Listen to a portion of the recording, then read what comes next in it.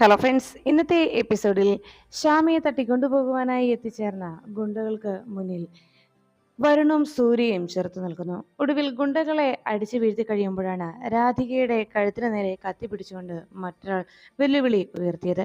ഈ കാഴ്ച കണ്ടതോടെ ശ്യാമ ആകെ ഭയന്ന് കാറിൽ നിന്ന് ഇറങ്ങുകയും രാധികയെ രക്ഷപ്പെടുത്താനായി ശ്രമം നടത്തുമ്പോഴേക്കും വരുണും സൂര്യയും ശ്യാമയോട് കാറിൽ കയറി ഇരുന്നോളാനും അത് ഞങ്ങൾ നോക്കിക്കോളാമെന്ന് അറിയിച്ചു. അങ്ങനെ ശ്യാമയെയും അമൃതയെടുത്തിയെയും കാറിൽ ഇരുത്തിയിട്ട് വരുണും സൂര്യയും കൂടി രാധികയ്ക്കരികിലേക്ക് നടന്നെടുത്തു. ഇതിനിടയിൽ രാധിക തൻ്റെ കയ്യിലിരുന്ന ആ പേഴ്സ് വേഗം താഴേക്കിട്ട് പെട്ടെന്ന് ആദ്യമുണ്ടായ ആഘാതം ഒന്ന് മാറിയ ആ നിമിഷത്തിൽ രാധിക ആ ഗുണ്ടയെ എതിർക്കുകയാണ്. തൻ്റെ കഴുത്തിന് നേരെ കത്തി പിടിച്ചു നിന്ന അയാളുടെ കയ്യിൽ നിന്ന് കത്തി തട്ടി മാറ്റുകയും പിന്നീട് രാധിക അയാളോട് ഏറ്റുമുട്ടുന്നു. ഒടുവിൽ നിലത്ത് വീഴുന്ന അയാളെ വരുണും സൂര്യയും ചേർന്ന് പെരുമാറി. ഇതിനിടയിൽ അവിടെ എത്തിയ ഗുണ്ടകളോടെല്ലാം അവർ ഏറ്റുമുട്ടുമ്പോൾ ഇതിനിടയിൽ രാധികയുടെയും വരുണിന്റെയും എല്ലാം കണ്ണുവെട്ടിച്ച് ശ്യാമയും കൊണ്ട് ഗുണ്ടകൾ കടന്നു കളഞ്ഞു. ഇതറിയാതെ വരുണും സൂര്യയും രാധികയും വേഗം അവരുടെ കാറിനരികിലേക്ക് ഓടിയെത്തുമ്പോൾ മറ്റു ഗുണ്ടകൾ അവരുടെ വണ്ടിയുമായി രക്ഷപ്പെട്ടതിന് ശേഷം അവർ മൂന്നുപേരും കാറിനരികിലേക്ക് ഓടിയെത്തുമ്പോൾ കാണുന്ന കാഴ്ച അവിടെ ശ്യാമയും അമൃത മേഡവും ഇല്ല എന്നുള്ളതായിരുന്നു.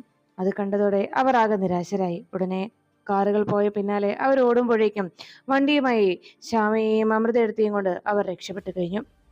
ഈ കാഴ്ച കണ്ട് വേദനയോടെ നിലത്തിരുന്ന് പൊട്ടിക്കരയുകയാണ് രാധിക. ഒരു വിധത്തിൽ വരുൺ രാധികയെ സമാധാനിപ്പിക്കുന്നു. അതിനുശേഷം വീട്ടിലേക്ക് എത്തിച്ചേരുന്ന സൂര്യ വിവരങ്ങളൊക്കെ മുത്തശ്ശിയോടും പത്മിനിയോടും പറയുമ്പോൾ വളരെ കഷ്ടമായി പോയെന്നും ശ്യാമ മരണപ്പെട്ടു എന്ന് വിചാരിച്ച് എന്തെല്ലാം കാര്യങ്ങളാണ് ഇവിടെ സംഭവിച്ചത്, ഈ കുറച്ചു നാൾക്കിടയിൽ എന്തൊക്കെയാണ് ഇവിടെ ഉണ്ടായത്, എങ്കിലും ഒടുവിൽ രാധിക മോളുടെ കണ്ണുനീരിന് ഫലമുണ്ടായപ്പോൾ വീണ്ടും ഇങ്ങനെ ഒരു അവസ്ഥയുണ്ടായല്ലോ, ഇനി എന്താ ചെയ്യുക? സത്യത്തിൽ ഇതിൻ്റെ എല്ലാത്തിനും കാരണക്കാരൻ നമ്മൾ തന്നെയാണ്, നമ്മുടെ ദൗർഭാഗ്യം. അല്ലായിരുന്നുവെങ്കിൽ ഒരുപക്ഷെ ശ്യാമ മടങ്ങിയെത്തിയിരുന്നെങ്കിൽ നമ്മളിപ്പോൾ അനുഭവിക്കുന്ന ഈ ദുർവിധിയൊക്കെ അതോടെ അവസാനിക്കുമായിരുന്നു.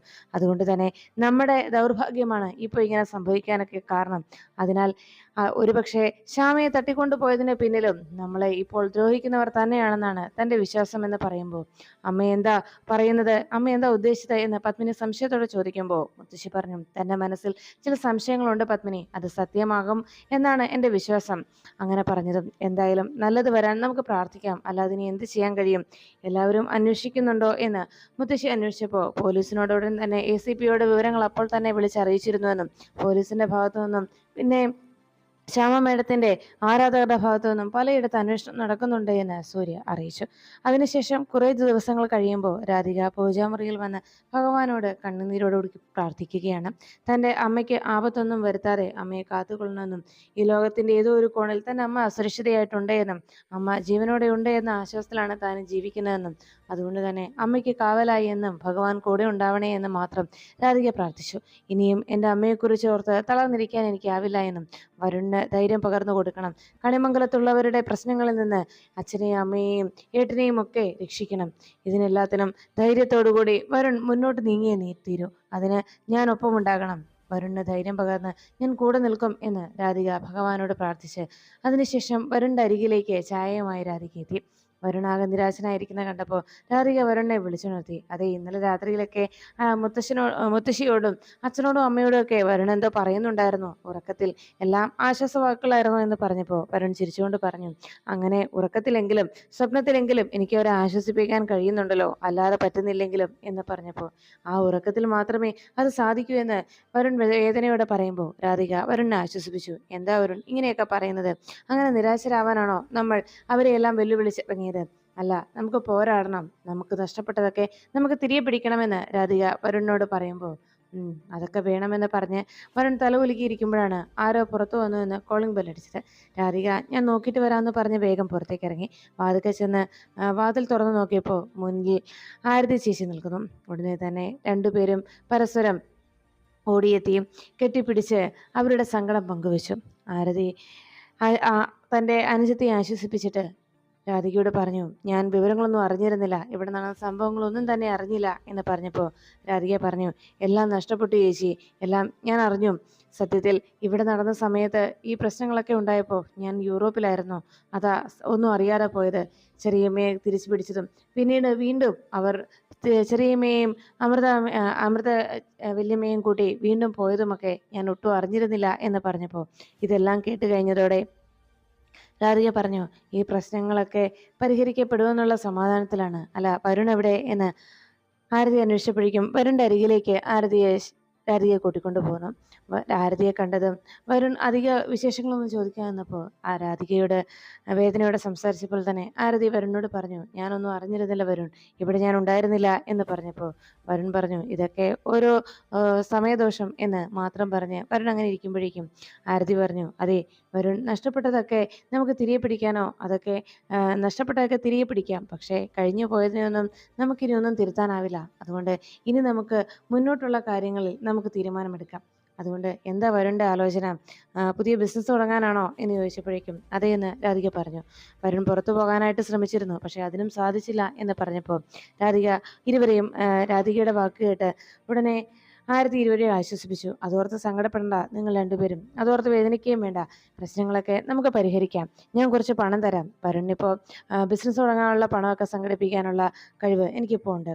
എൻ്റെ കയ്യിൽ കുറച്ച് പണവുമുണ്ട്. അതുകൊണ്ട് അത് ഞാൻ വരുണിന് തരാം.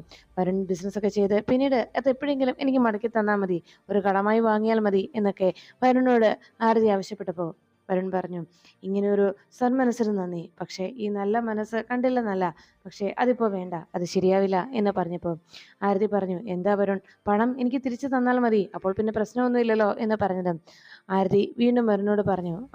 അതിനെ നിർബന്ധിച്ചപ്പോഴേക്കും വരുൺ പറഞ്ഞു, അത് ശരിയാവില്ല ആരതി, അത് വേണ്ട. അങ്ങനെ ഒരു കാര്യം നടപ്പിലായാൽ അത് പിന്നീട് വലിയ ദോഷമായി മാറും. അതുകൊണ്ട് തൽക്കാലം അത് വേണ്ട. ഞങ്ങളുടെ ഈ പ്രതിസന്ധി ഞങ്ങൾ സ്വയം തരണം ചെയ്തോളാം. ഞങ്ങൾ തന്നെ അതിനു വേണ്ട പണം കണ്ടെത്തിക്കോളാം. അതാ നല്ലത് എന്ന് മറ്റാരുടെയും സഹായത്തോടെ തിരിച്ചു വരാൻ താൻ ആഗ്രഹിക്കുന്നില്ല എന്ന് വരുൺ അറിയിക്കുമ്പോൾ അത് കേട്ട് ശരിയെന്ന് ആരതി സമ്മതിക്കുന്നു. അതിനുശേഷം ആരതി അവിടുന്ന് യാത്ര പറഞ്ഞിറങ്ങാൻ തയ്യാറായി. രാധികയോട് ആരതി പറഞ്ഞു, മോളെ, വരുൺ പണം വാങ്ങിക്കാൻ തയ്യാറാകുന്നില്ല, അത് ശരി, സമ്മതിച്ചു. പക്ഷേ മോൾക്കെങ്കിലും അമ്മയുടെ ചേച്ചിയുടെ കയ്യിൽ നിന്ന് പണം വാങ്ങിക്കാമല്ലോ. കാരണം ഇന്ന് ഈ ആരതി ഈ നിലയിലെത്തിയെങ്കിൽ അതിനെല്ലാം കാരണക്കാർ ഒരു സമയത്ത് എന്ത് ചെയ്യണമെന്നറിയാതെ ആകെ പകച്ചു നിന്ന എൻ്റെ അമ്മയെ ജീവിതത്തിലേക്ക് കൈപിടിച്ച് നടത്തിയതും ജീവിതത്തിലേക്ക് തിരിച്ചു കൊണ്ടുവന്നതും ചെറിയമ്മയും ചെറിയച്ഛനുമാണ്. അവരോടുള്ള ആ നന്ദിയും കടപ്പാടും അത് എനിക്ക് ഇങ്ങനെയെങ്കിലും ഒന്ന് തീർക്കാൻ കഴിയുമല്ലോ എന്ന് ആരതി പറഞ്ഞപ്പോൾ മോള് വരുൺ അറിയാതെ എൻ്റെ കയ്യിൽ നിന്ന് ഈ സഹായം സ്വീകരിച്ചാൽ മതി എന്ന് അറിയിച്ചപ്പോൾ അത് കേട്ടതോടെ വരുണിൻ്റെ മനസ്സറിയാതെ വരുണറിയാതെ പണം മേടിക്കാൻ തനിക്ക് കഴിയില്ല എന്നും വരുൺ നിരസിച്ചാൽ അത് തൻ്റെയും മനസ്സ് തന്നെയാണ് എന്നും വരുണിന് വരുണിന് ഇഷ്ടമില്ലാത്ത കാര്യങ്ങൾ താൻ ചെയ്യുകയില്ല എന്ന് രാധിക ആരതിയോട് പറയുന്നു. അതോടെ രാധികയോട് ചോദിച്ചു, പിന്നെ എന്താ മോളെ ചേച്ചി മോൾക്ക് ചെയ്തു തരേണ്ടത്? അപ്പോഴേക്കും രാധിക ചോദിച്ചു, ചേച്ചി, എൻ്റെ അമ്മയെ എനിക്ക് കണ്ടെത്തി തരണം, അത് മാത്രം മതി. എൻ്റെ അമ്മയെ എവിടെയാണെങ്കിലും എനിക്ക് തിരിച്ചു കൊണ്ട് തരുമോ എന്ന് ചോദിച്ചപ്പോൾ ആരതി പറഞ്ഞു, തീർച്ചയായിട്ടും ഇവിടെ എവിടെ ഉണ്ടെങ്കിലും ഈ ചേച്ചി മോൾക്ക് എൻ്റെ ചെറിയമ്മയെ ഉടനെ തന്നെ തിരികെ എത്തിക്കും. ഇനി അതിനുള്ള പ്രയത്നങ്ങളായിരിക്കും ഈ ചേച്ചിയുടെ ഭാഗത്തു നിന്നുണ്ടാവുക. എന്ത് പ്രശ്നമുണ്ടെങ്കിലും എന്താവശ്യമുണ്ടെങ്കിലും ചേച്ചിയെ വിളിക്കാൻ മറക്കരുത് എന്ന് പറഞ്ഞ് രാധികയോട് യാത്ര പറഞ്ഞ് ആരതി ഇറങ്ങുന്നു.